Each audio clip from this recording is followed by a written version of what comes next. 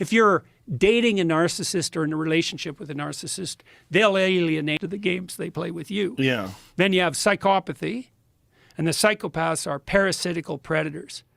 And so the predator will take whatever you've got, and the parasite will live off you.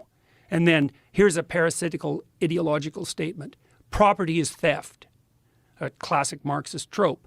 Why would you say that? Well, if I want to live off you, the way I'm going to justify that ethically is by claiming, well, you know, Joe, look how privileged you are. You've got all this money. You just took that from the oppressed. And if I'm manipulating you so that I get some of your money, that's only just because, first of all, it's exactly what you did. And second of all, well, why not spread some of that wealth around?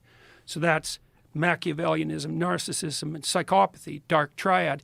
They've expanded that recently to add another dimension that was missing, sadism. And the sadist takes positive delight in causing pain to others. And the lulz culture, L-U-L-Z, the lulz culture online is a culture of sadistic, Machiavellian, narcissistic psychopaths. Lulz, meaning like people are joking around shit posting. Yeah, yeah. I did it for the lulz, and it's the plural of LOL, laugh out loud. But like if you look at the Urban Dictionary, for example, the definition of lulz is positive delight in the suffering of others. It's like, yeah, it's sadistic. And bloody well, social media just facilitates like I never thought of lulz as being sadistic. It's in and of itself, it's not a sufficient marker, right? You have to have like 6 or 7 things going on before it's clear that you're manifesting this underlying tetrad of personality traits. Like if you use the odd acronym and you're throwing out a joke at someone, this is a habitual pattern of doing nothing but provoking people online and using deception and lies to do it to attract attention to yourself. It has to be a very consistent pattern. But Paulos, first of all, and his crew of researchers and people who've been influenced by him have laid out this 4-dimensional structure of the dark side, let's say. And they've shown that hyper users of social media, Instagram, for example, and people who do a lot of anonymous shit posting are characterized by, what would you call it? Domination by those 4 traits. And part of the reason for that, this is very, very dangerous to our whole society, I think, is that you got to ask yourself what keeps the psychopaths under control in the normal population. And the answer seems to be, especially on the male side, is that narcissistic aggressive men get put in their place by non-narcissistic aggressive men. And that usually has to do with something like the threat of physical intervention. You know how it is if you get a bunch of guys together. I can make a joke about you, and I could even make a joke that was that sort of put you down. But the joke would have to be funny. You'd have to have the opportunity to reciprocate, and you'd have to believe that I was doing it in good spirit. Because if I just used the opportunity to, stick the knife in, we're not going to get along with each other very long. And we know that, and men know that when they talk to each other. And so part of what keeps dialogue among men civilized is the possibility that it won't be civilized if it goes too sideways. And everybody knows that. But there is none of that online, because anybody can post anything about anyone, no matter how denigrating and derisive, especially if they do it anonymously. And there's zero consequence. In fact, quite the opposite.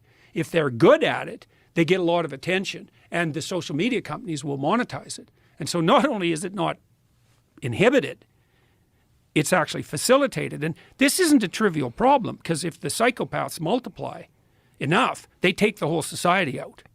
So I think virtualization enables psychopathy. And it's worse than just the trolling bit. That's bad enough, because it pollutes political dialogue and it makes everyone think that everything is more unstable than it really is.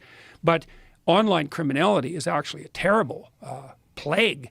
I don't think there's an old person in North America who isn't being targeted by some gang of psychopaths who's, documented all of their interests and their locale, and who knows how much money's in their bank account, and who's doing everything they possibly can at every second to leverage access to it.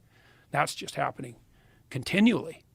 So well, that's certainly algorithms, right, for a lot of people that get trapped into these sort of situations where people are constantly throwing at them things that are opportunities for them to either make money or get this or get avoid a refund pain. or Get a refund. You bet. Or they befriend them.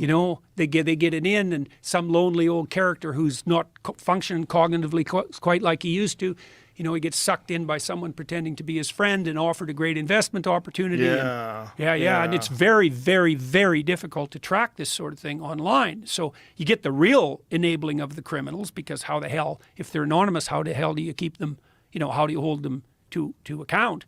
And then a secondary derivation of that is something like trolling. And that's really not so good either, because if the psychopathic, narcissistic, Machiavellian sadists are dominating the political discourse, then ordinary people look at that and think, oh my God, everything's going to hell. Everyone's really extreme, and really it's a non-random sample. And so, you know, I can really see this in my own life, you know, because if you just looked at me virtually, you'd think like I was the world's most embattled person in some way, you know, maybe not the world's most, but I'm up in the top 10 maybe. But in my real life, then that, like, I don't have any problems. You know, I go around from town to town or from city to city, and every interaction I have with people on the street is positive. They either don't know me, which is fine, or they do, and then we have a positive interaction. And I've only had like 3 negative interactions with people in real life in the last 6 years. Like, they stand out because they're not fun, but they're extremely rare. But online, it's like, well, 50% of the people oppose Jordan Peterson. It's like, no, they don't. It's not even 1%. So we're building a virtual world that doesn't sample the real world very well, and that's not much different from building a delusion. So not good. Very, very unsettling. So, That's Twitter. Yeah. Well, it's certainly Twitter before Elon Musk came along. Yeah, well, Twitter's better, but it's still quite the snake pit. Yeah. You know, one of the things I think might be done about that.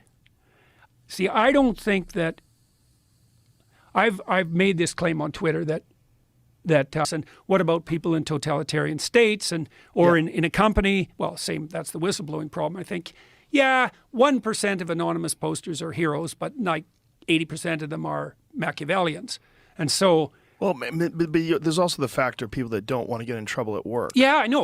Well, that's kind of the whistleblower problem. But not even whistleblowers. I mean, people that just have opinions that You mean that might get them in trouble with the College of Psychologists in Ontario, for example? Yes. Yeah, I know. And so, well, I think one of the ways of handling that technically, what I'd like to see happen at Twitter, for example, you know, not that I'm in a position to know because I know it's complicated, is I think the anonymous types should be separated from the real people.